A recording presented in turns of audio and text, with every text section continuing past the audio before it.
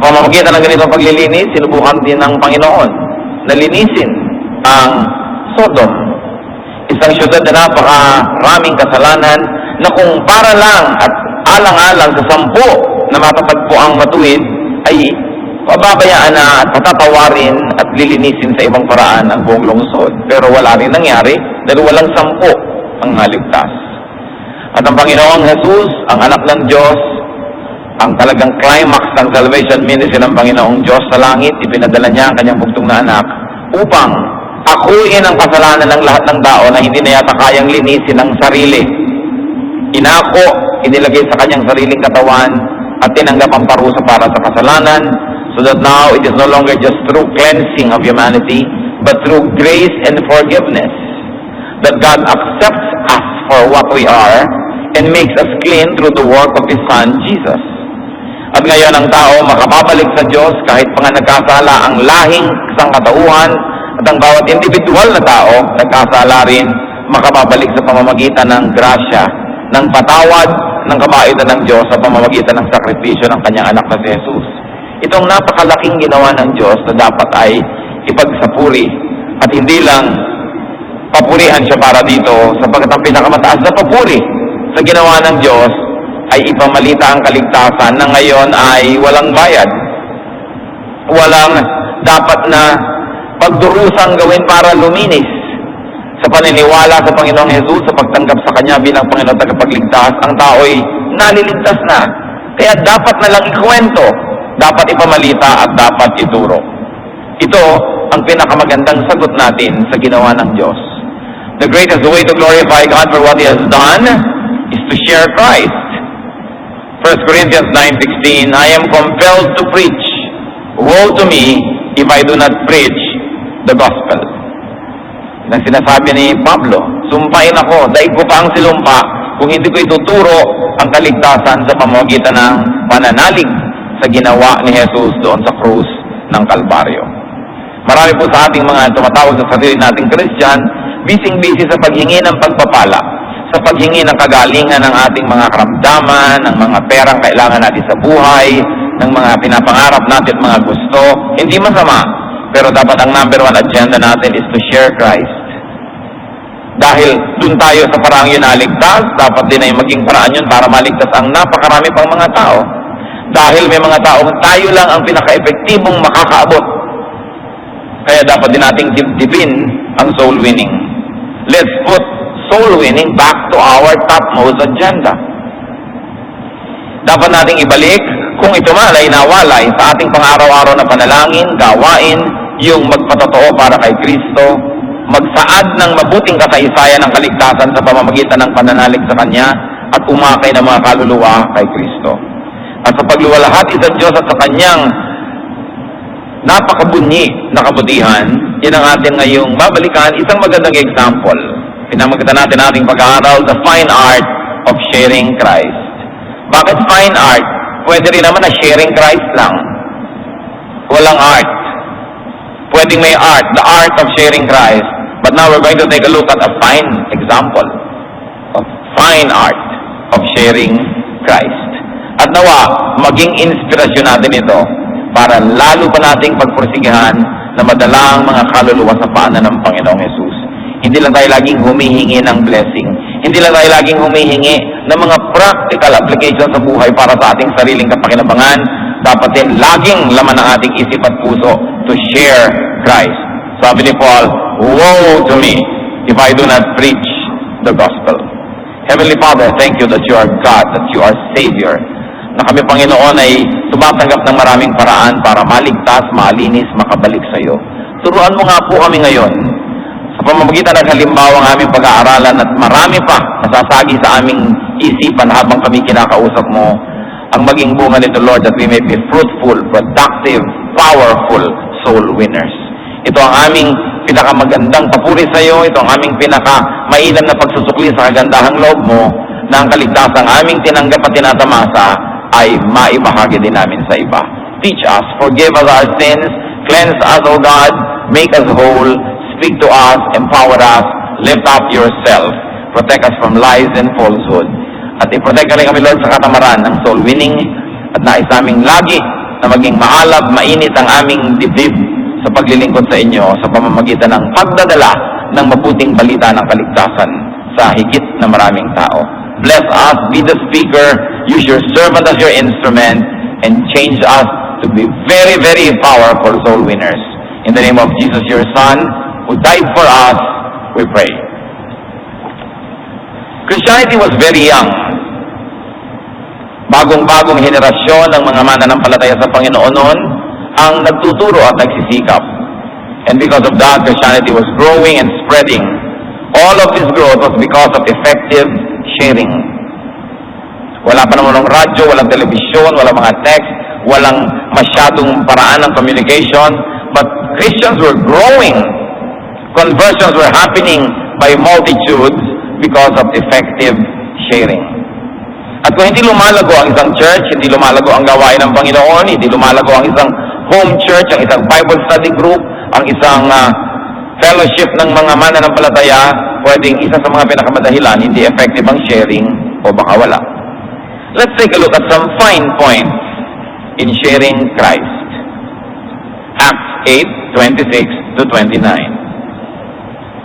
Now an angel of the Lord said to Philip, "Go south to the road, the desert road that goes down from Jerusalem to Gaza." So he started out, and on his way he met an Ethiopian eunuch, an important official in the charge of all the treasury of Candace, queen of the Ethiopians. This man had gone to Jerusalem to worship, and on his way home was sitting in his chariot reading the book of Isaiah the prophet. The Spirit told Philip, "Go to that chariot and stay near it." Ang gandang opening. Si Philip, isa sa mga pinaka-powerful evangelists of those times, ay kinausap ng anghel ng Diyos, ng Espiritu ng Diyos, pumunta ka doon sa ganong kalasada at meron akong ipagagawa sa iyo doon.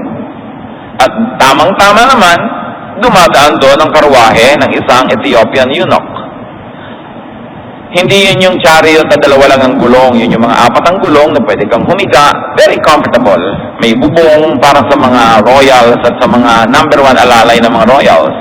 Now this guy was a eunuch. What were the eunuchs?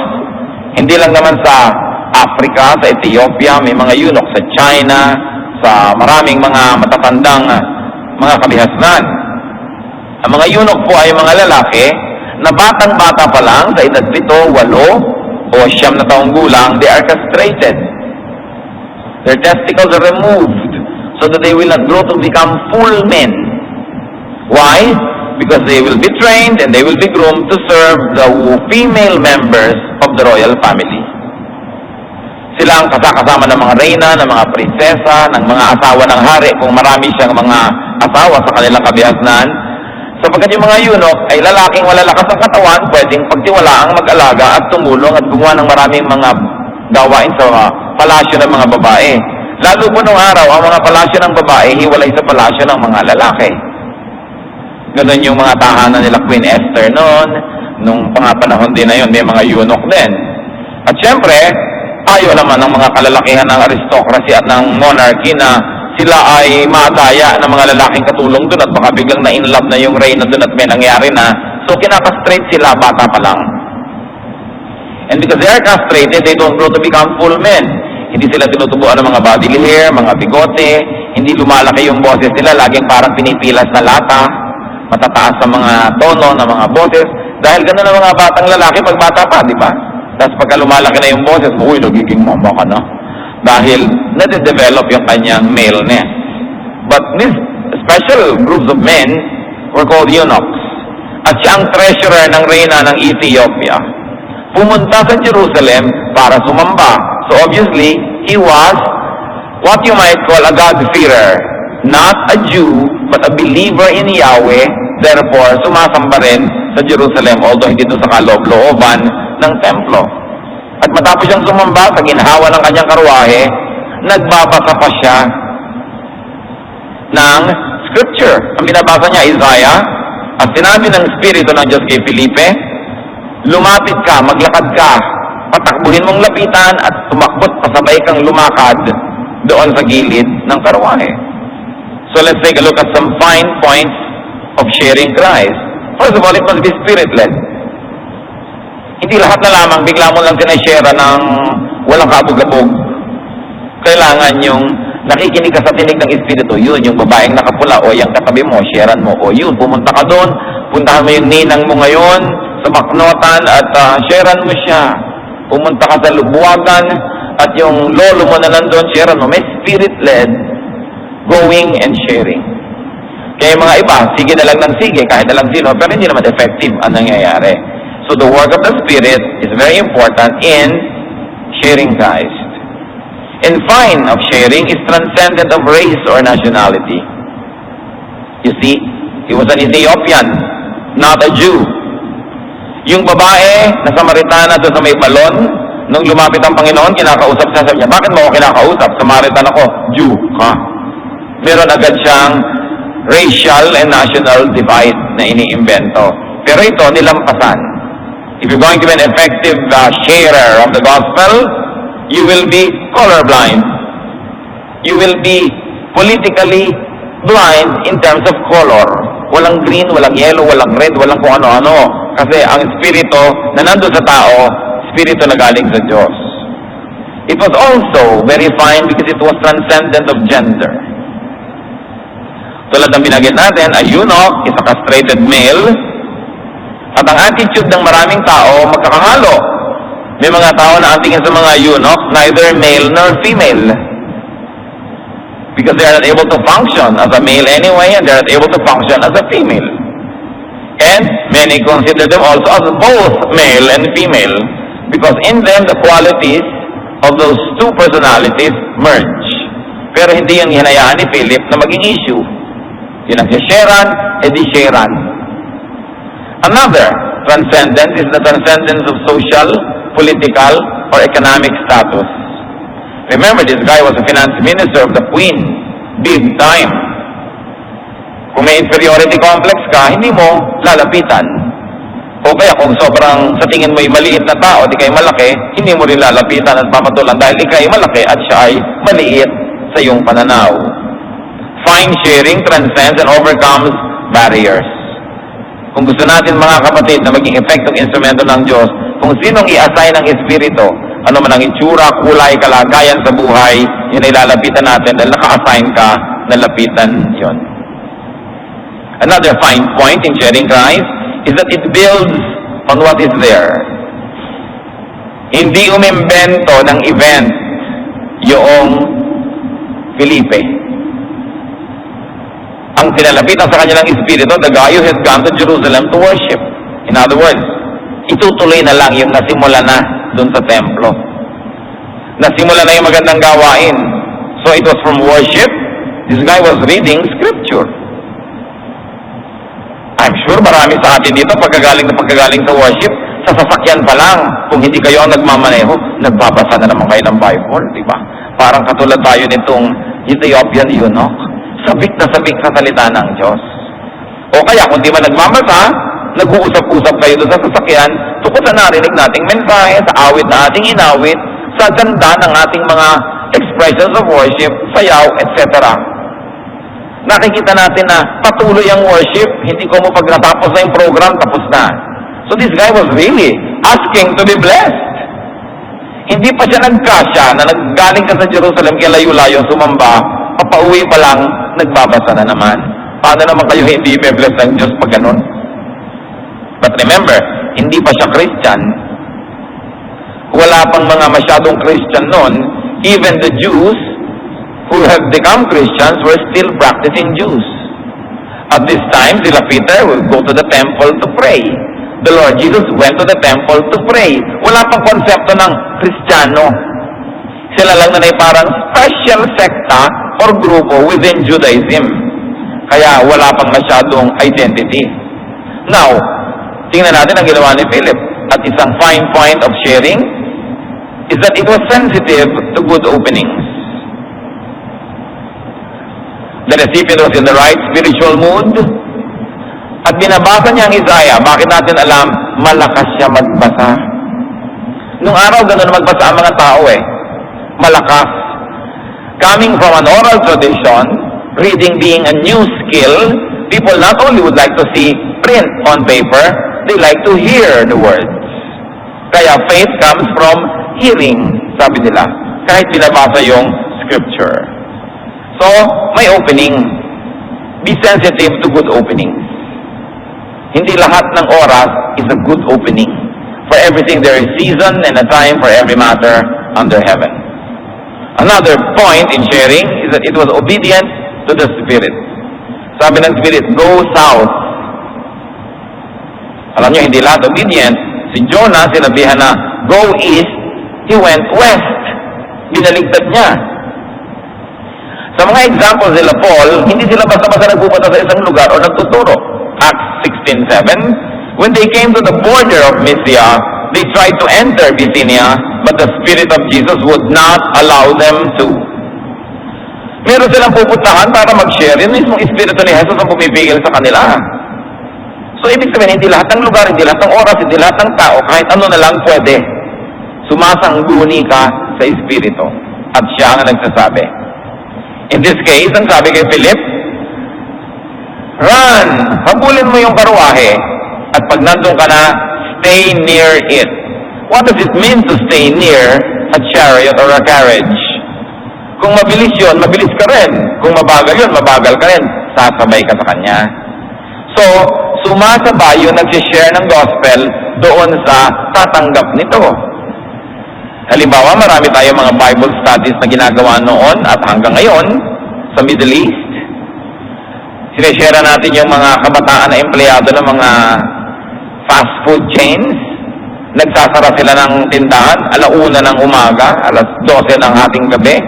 So ang mga workers natin, bagamat nagtatrabaho ng 8 to 5 during the day, pupunta sila sa bahay ng mga empleyado na yon, 1:30, 2:00 ng umaga, para nakauwi na yung mga yon, nakakain na, nakapagpahinga, ready nang mag-Bible study. Uma-adjust ka sa oras, sa kalagayan, nung makikinig. At dahil sa kanyang mga gawain, tulad ng ginawa ni Philip, lumago ang ating mga gawain sa Middle East na pinagsimula ng ating church. Nag-a-adjust sa mga teacher. Hindi yung convenience ko, yung convenience ng pasyente. Kadalasan ngayon, yan ang kulang sa services natin, lalo na mga doktor. Yung convenience nila, hindi yung convenience ng pasyente. Dapat magkaroon ng regulation yan sa Philippine Medical Association. Yung doktor, clinic hours, 9 o'clock, darating kang 9:11 pa darating. No? Nabulo ka na kahihintay, parang siya lang ang merong mahalagang oras at yung pasyente hindi. Sa dami ng sideline at sa dami ng ospital na pinupuntahan, nabubulok na yung mga pasyente kahihintay. Hindi ka pwede mag-appointment sa secretary, first come, first serve po. Paano? Hindi maipangako yung oras. Siyempre, yung tipanan, professional appointment, dapat pareho kayong may commitment to time, hindi lang isa. Kung ano yung convenience sa kanya, ganun lang. Kung evangelist ka, hindi pwede yung ganun. If you will win souls, you adjust to your hearer.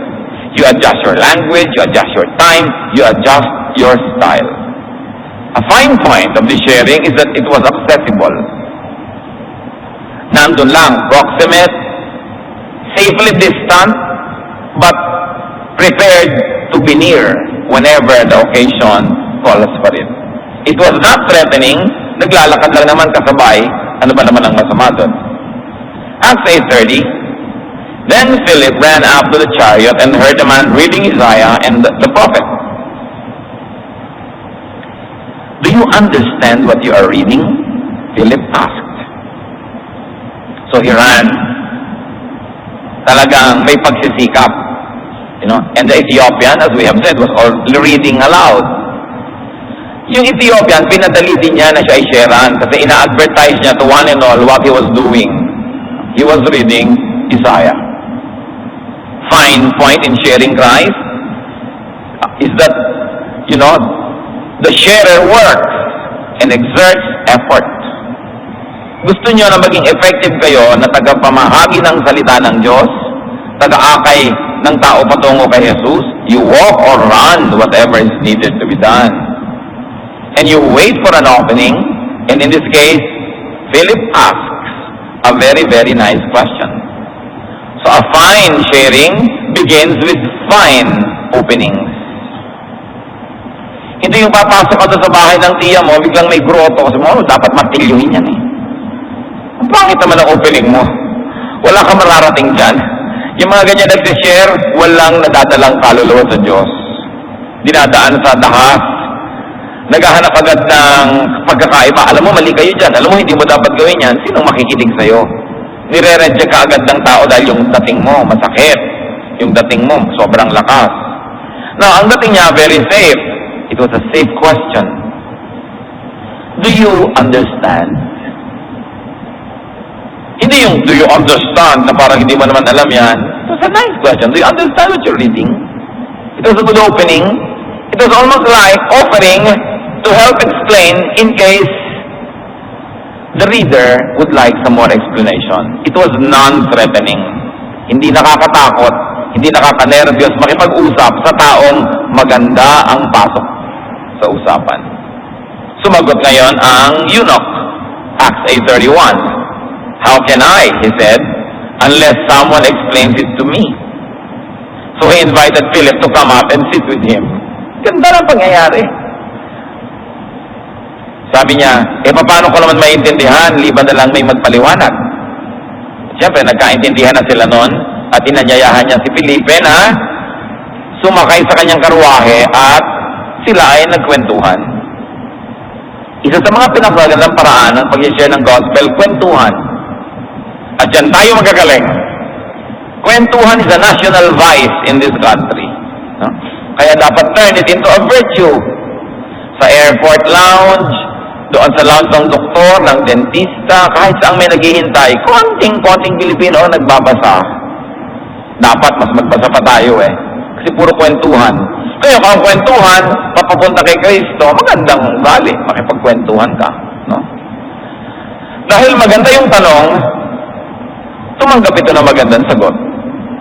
Naintindihan niyo po ba ang inyong binabasa? Sabi, paano naman mangyayari kung wala naman magpaliwanag? So a good question coaxes a good answer. A good question extracts an invitation for conversation. Maganda kasi yung pasok. Pag pinag-aralan natin ang mga pasok ni Jesus, puro din magagandang question. Will you give me some water to drink? Magandang tanong. No? Test your question with the kind of answer it gets. Kung minsan bulag tayo dyan mga kapatid, akala natin ang ganda natin magsalita, ang ganda natin magtanong, subukan nyo na isipin kung ano ang usual na reaction ng mga tao sa inyong mga sinasabi, sa inyong mga mungkahi, sa inyong mga tanong. Nagiging violente ba sila na uuwi pa sa away? Ibig sabihin hindi maganda ang korte ng mga tanong natin. Marami kasi mga soul winner, mamaya nakikipagmakbaka na. Nakikipagsumpaan sa kapatid. Biglang, basta pupunta ka sa impyerno, mabuti nga sa'yo. Ending ng soul winning. Walang soul, walang winning. Kasi hindi maganda ang pasok. Fine sharing receives a warm welcome. Magmaganda ang pasok mo. Lalo sa Pilipinas, lalo sa mga Pilipino, mga kapatid, sino naman kaya ang tatanggi kay Jesus? Sino tatanggi? Sa Biblia, kadalasan tayo ang natatanggihan. Yung style natin, timing natin, yung technique natin. So, you see that Philip was sitting on the carriage in no time. Magaling kasi ang pasok. Bukod sa spirit-led, meron siyang personal skill. Pinagsama yun. Tatandaan nyo, may espiritu at may flesh. Kaya merong help ng spirit, meron namang ginagawa yung tao. Kaya sinasabing nasa Diyos ang awa, nasa tao ang gawa. Totoo yun. Kakaawa ka ng Diyos, pero gagawin mo yung part mo. Acts 8:32-33. The eunuch was reading this passage of Scripture. He was led like a sheep to the slaughter, and as a lamb before the shearer is silent, so he did not open his mouth. In his humiliation, he was deprived of justice. Who can speak of his descendants? For his life was taken from the earth. May tinutukoy na pinatay, subalit tahimik na parang tupa. Ang mga tupa po kahit kinakatay, tahimik. Ginugupitan ang buhok nila para kunin yung wool, tahimik. Ganun daw namatay itong tinutukoy. At siya ay pinagkaitan ng katuwiran at katarungan dahil siya tahimik. Sabi, ano pag-uusapan natin na naging anak ko mga apo niya? Pinatay nga siya.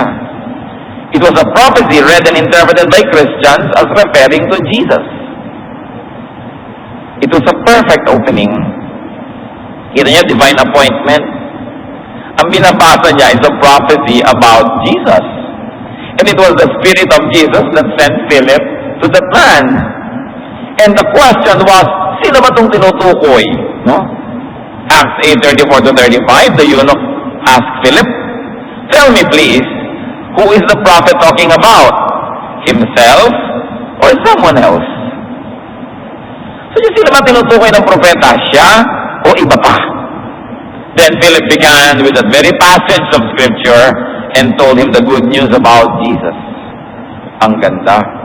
Kung saan pinag-uusapan yung topic, doon nagmula yung usapan.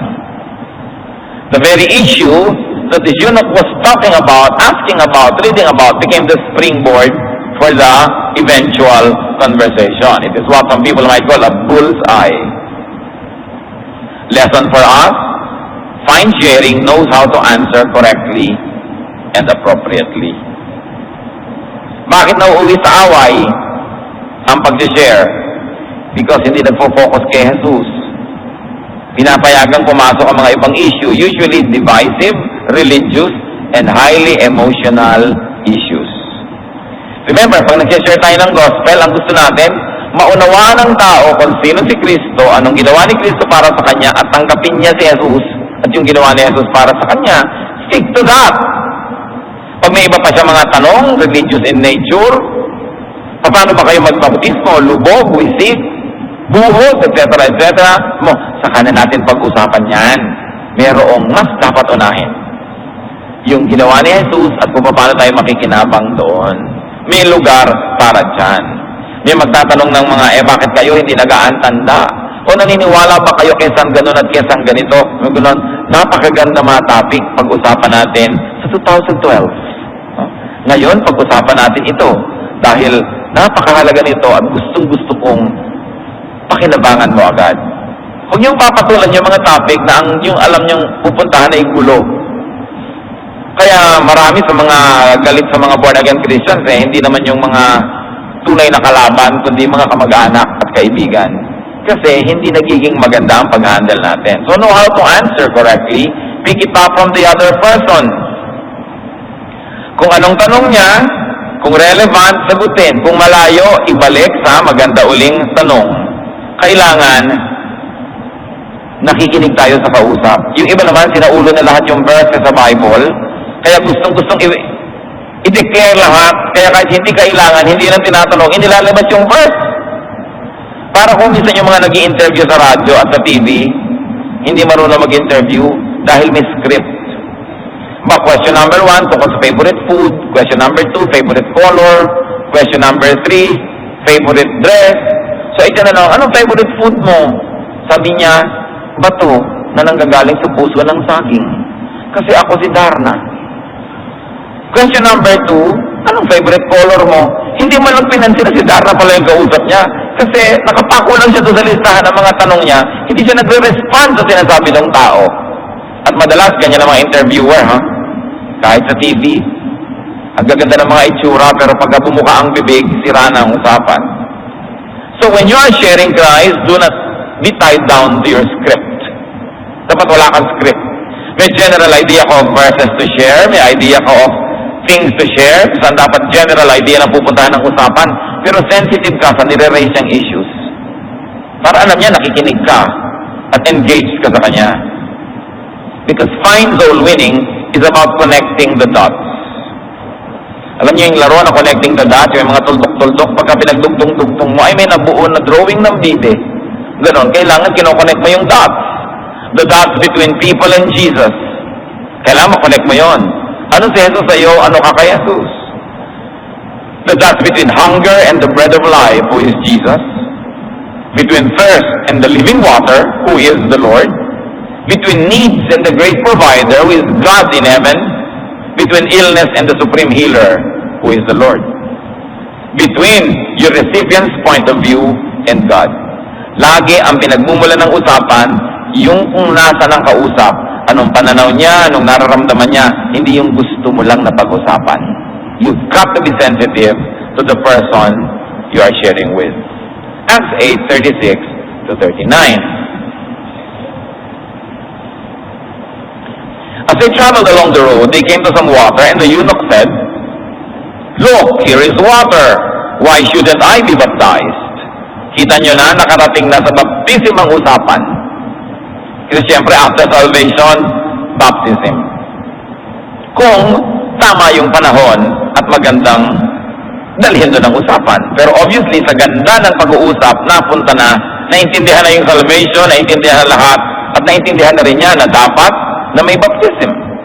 So sabi niya, may tubig. Anong pipigil sa atin para magbautismo? Alam niyo po kasi, mula doon sa Jerusalem, patungo doon sa pupuntahan nung karwahe, tatawid sila ng at least 3 ilog. May mga mabababaw na lugar na doon sila pwedeng tumawid kung walang tulay. At anong araw naman, walang mga tulay. So niya, may tubig dito, anong pwedeng pumigil para tayo magbautismo? And he gave orders to stop the chariot. Then both Philip and the eunuch went down into the water, and Philip baptized him. When they came up out of the water, the Spirit of the Lord suddenly took Philip away, and the eunuch did not see him again, but went on his way rejoicing. Nakakakilabot itong dulo ng kwento. Sabi, kailangan na tayong magbautismo. So obviously, yung ginawa nilang baptism, immersion. At, hindi naman malinaw, kung kasama yung nagbautismo na lumubog. Pero ang mahalaga, pag ahon sa tubig, si binautismo, nag-iisa na lang siya. Wala na yung nagbautismo sa kanya. Siguro kaya pakapa niya sa ilalim, Philip, nandiyan ka ba, Philip? Wala! Anong mararamdaman nyo kung binabautismahan kayo ni Pastor Dexter Andres, tapos bigla siyang nawala, paglusang nyo? Ganito ang naramdaman ng tao.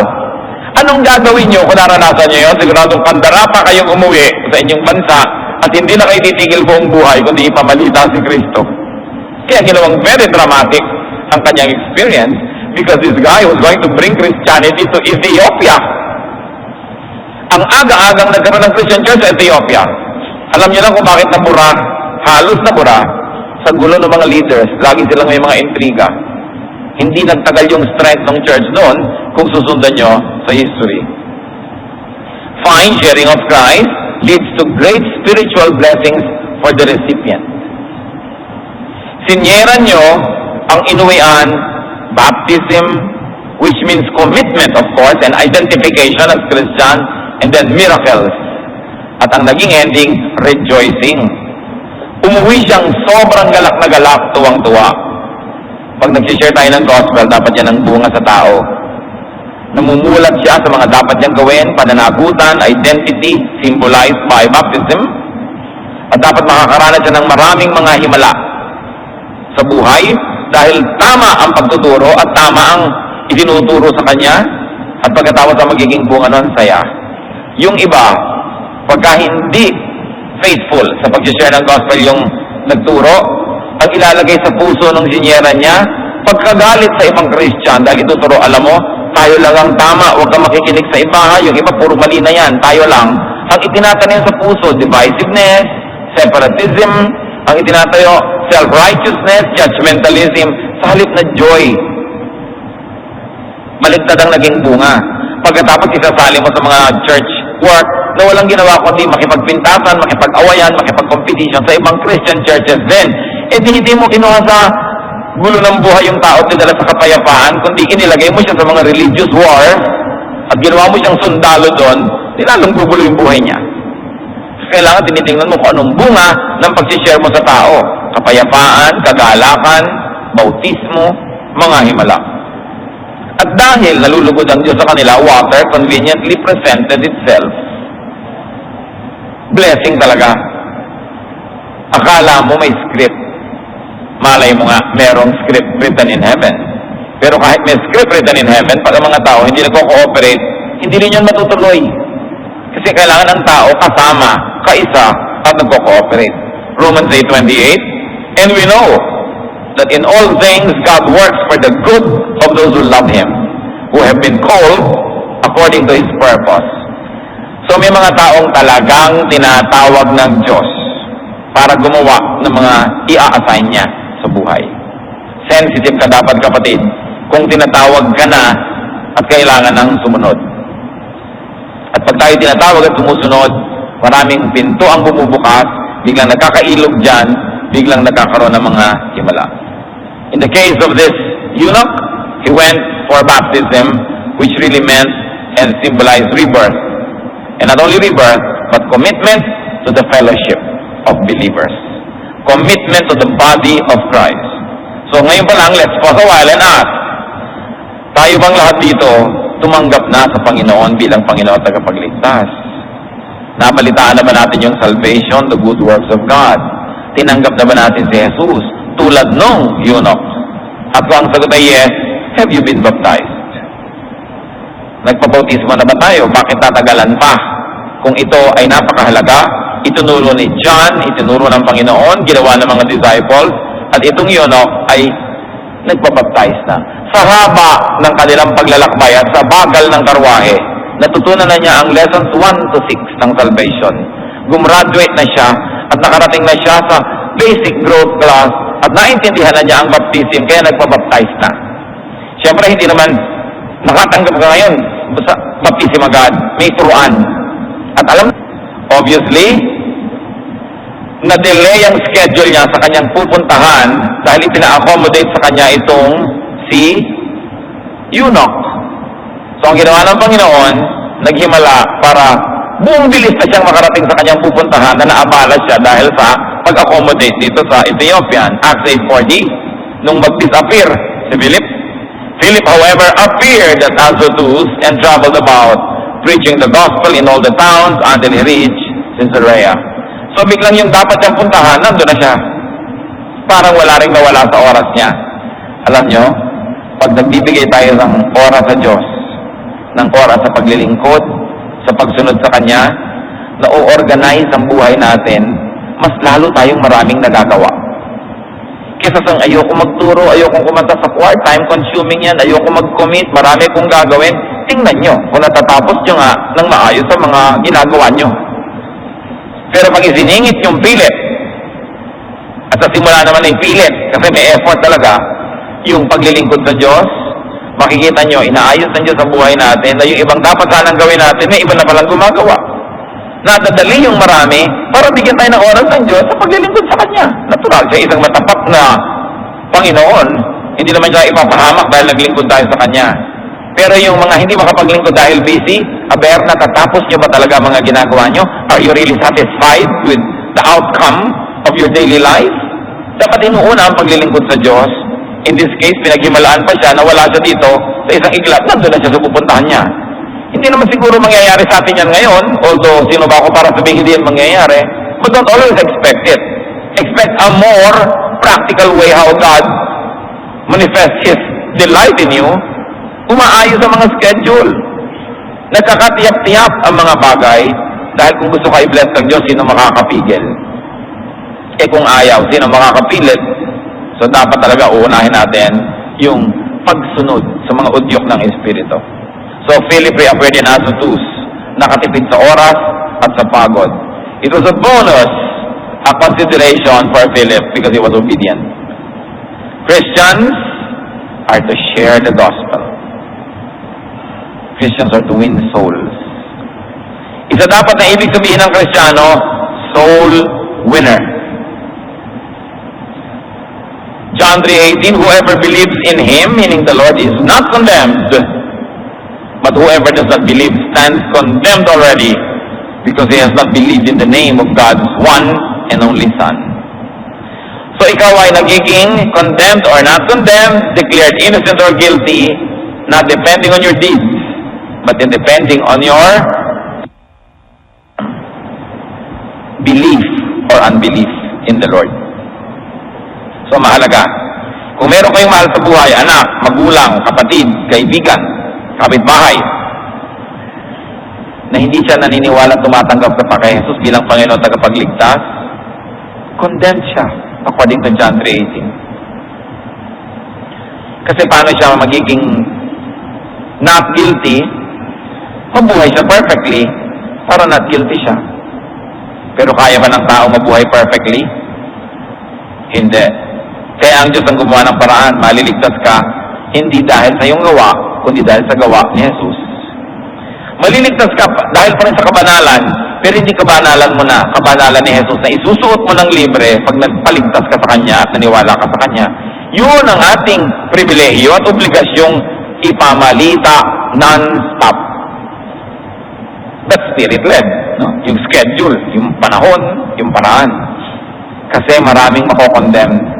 At mananagot tayo kung kayang-kaya naman pala nating sabihan ni hindi natin binalitaan, ni hindi natin inimbita, ni hindi natin dinala sa Bible study, namatay na lang bigla yung tao na condemn. There is a great need. Kaya ang sabi ni Paul sa Contemporary English Version ng 1 Corinthians 9:16, preaching is something God told me to do, and if I don't do it, I am doomed. So nakikita natin kailangan ang ganitong mga bagay.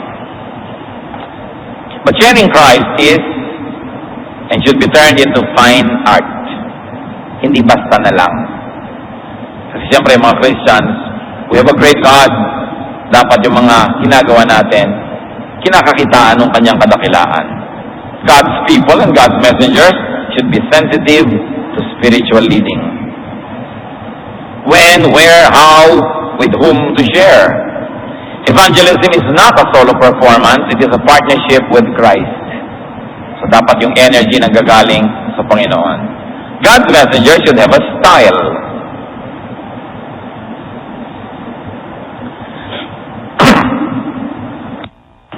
Kung minsan, may mga guide, how to share the gospel, may mga style dyan, nakasulat na, kung gusto nyong gayahin, gusto nyong i-adapt, hindi yun masama.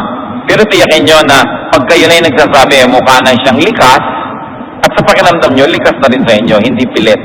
Otherwise, you have to develop your own style of sharing. Maraming tao, maraming talento, maraming paraan. Develop ways and methods and techniques that suit you. Don't stiffly depend on scripts. Maraming na lumabas, especially galing sa West. May ganitong manual, may ganon, nakasabi nandun, sasabihin mo, nandun na yung itatanong, nandun na yung sasabihin mo. Pero kung minsan hindi ka na sensitive sa takbo ng usapan kasi puro yung script ang laman ng isip mo. And don't forget when you share the gospel, be diplomatic. Your goal is to help the person understand the ministry of Christ, open his or her heart, and accept Christ as Savior and Lord. It is not your goal to bring this person to another religious congregation. Siya na ang bahala magpasya nun kung gusto niya. It is not your goal na pintasan yung relihiyon niya, pintasan ng ibang mga Kristiyano. Your goal is to present Christ and be willing to walk or to run whatever it takes. Kung minsan yung walking or running means opening your house to a Bible study, naaabala ka. Kasi mas maginhawa namang attendee ka lang, pwede kang umabsent. Eh kung ikaw yung host, pwede ka bang umabsent?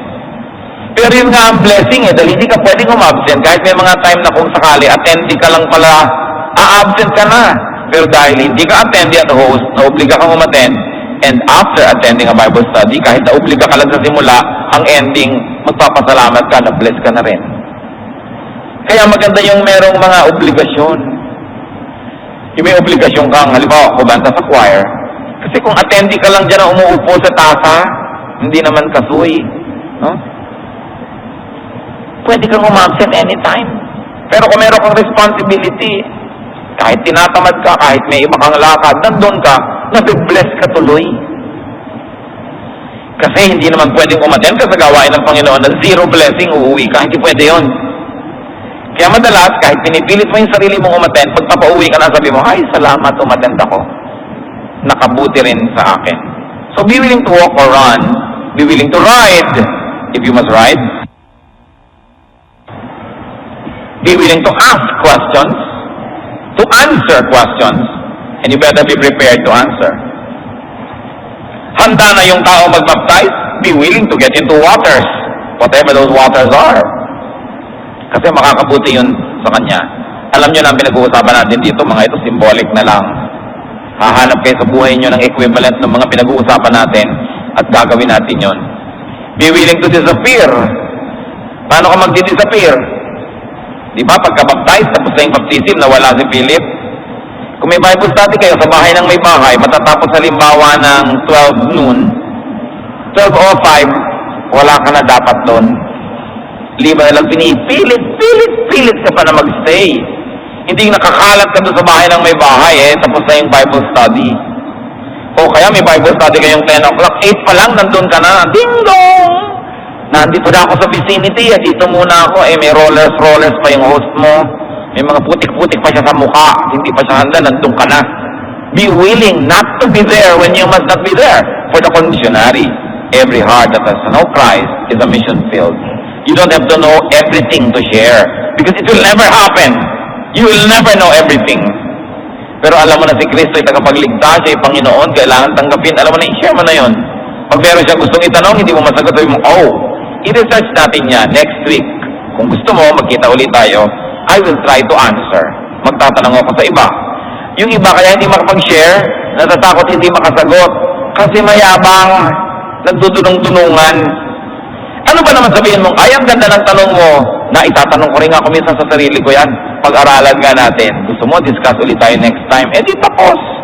Pero kung nagbumukha kang maraming alam at alam mo lahat, may hirapan talaga yung loob mo na magturo dahil baka katanungin ang hindi mo alam. So tanggalin ang yabang sa katawan, tanggapin na, oo, meron ako hindi alam kasi lahat tayo estudyante pa ng buhay. So, pag-aralan ninyo, tsaka pag-usapan. Relax ka lang. I don't know as an answer can get you out of very difficult situations. Pero dapat yun, I don't know now. I will do my best to know by tomorrow. Hindi nakita uli kayo next week, I don't know ka pa rin. I don't know. Yung pala talagang yun lang ang alam mo, I don't know. So, paano ka ngayon mag-share nun? Kailangan umaasenso. And when you share the gospel, strike the iron when it's hot. Tamang-tama yung discussion, ang gandang samantalahin yon. And then, come, then go. Tulad ng sinabi natin. Dumating ka, tapos umalis ka. Alam naman natin lahat ito mga kapatid Pero sabi ng mga matatanda, ang paalalay gamot sa tao na kalilimot. So ang tanong is, how is your soul winning? Napag-usapan na natin si Philip. By the way, our country was named after him. Kaya tayo, Philippines. No? Soul winner siya. Kaya magandang idagdag natin sa ibig sabihin ng pagiging Pilipino, soul winners. Hindi naman tayo diretsong ipinangalan sa kanya, but we were named after Philip of Spain, who was named after Philip of the Gospel. So tayo, we were named after a soul winner. No wonder, Filipinos are soul winners. Kahit saan nagpupunta mga OFWs, nagkaka-church, nagkakaroon ng fellowship. Kasi Pilipino tayo Itagdag yan yun. Ay, pagiging Pilipino, soul winning. Napakahalagang dibdibin yung ganong magandang dagdag sa kahulugan ng pagiging Pilipino. And get committed to soul winning. Or if you were committed already and has probably neglected it, recommit. And if you had always been committed, then commit some more. Because we change from glory to glory to glory. We are not just accountable, it is also our privilege to share the gospel. We will be blessed by God. And the least blessing that you will get when you share the gospel is that you will have another brother or sister in the Lord. Dati mong persecutor, ngayon supporter mo na. Kasi sinyeran mo Madadagdagan na yung kakampi, kasama, kaisa sa pananalig. Sabi ni Paul, woe to me if I do not preach the gospel. We can say the same of ourselves. Na para na tayong sinumpa kung sosolohin lang natin at hindi i-share. Sometimes it is not you who go directly, but because you pray for someone who goes, because you support someone who goes, then it's as good as you going yourself. But there is nothing like personally doing it. Ang kaligayahan ng soul winning, walang katulad. Yung nakapagdala kayo sa Panginoon, tapos niyayaya mo, pray ba tayo? Pilit mo siya sa sinner's prayer, so called, or kayo mananalangin para tumanggap siya kay Jesus, walang ligaya, nahihigit pa doon. At kayo ang makakapagsabi sa inyong sarili na yun ay totoo. Kumusta po ang ating soul winning, mga kapatid? Lumingi nga kayo, ayan, may mga katabi kayong silya, wala namang laman. Ba't di nyo lagyan ng laman? Diba?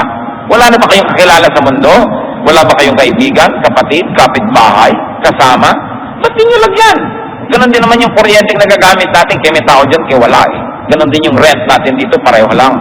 Lahat ng ginagawa natin, pareho lang. Hindi ba mas magandang marami makinabang? Ibalik niyo yung pag-ibig sa kaluluwa. Huwag kayong pumayag na walang dalang dumadating dito. Bring people. Kung kayo nagpupunta, siguro meron kayong magandang napapala. Eh bakit sasaluhin? Bring people. Remember, if it takes running or walking, whatever it takes, do it. Because God is delighted. Our soul is saved. And the church grows. Dear God, salamat sapagkat may nagdala sa amin sa inyong banan. Salamat dahil merong isang araw na may taong lumapit sa amin, sinyeran kami. May nagturo, may umawit, may nag-preach, tinablan kami, at tinanggap namin kayo sa aming buhay. Salamat sa araw na yon. Nawa yung araw na yun na magpaulit-ulit ng maraming beses na kami naman ang ginagamit nyo para merong makakilala sa iyong anak na si Jesus, merong tumanggap, may maligtas, may madagdag sa kaharian mo dito sa lupa. Teach us, O God, pag-apuyin mo sa aming dibdib yung init ng soul winning. Na kami magkaroon ng genuine love for lost souls, that we will be willing to work, to sacrifice, if needed, so that the soul may be saved. Turuan nyo kami, at nawa Panginoon, kayo ang kumilos sa amin. Mga kapatid, sa ilang saglit, I want you to pray specific prayers. Pray for at least 5 people with names and faces in your heart and mind. 5 people that you would like to share the gospel with. Yung mga taong alam niyong kailangan ng Panginoon, kung ano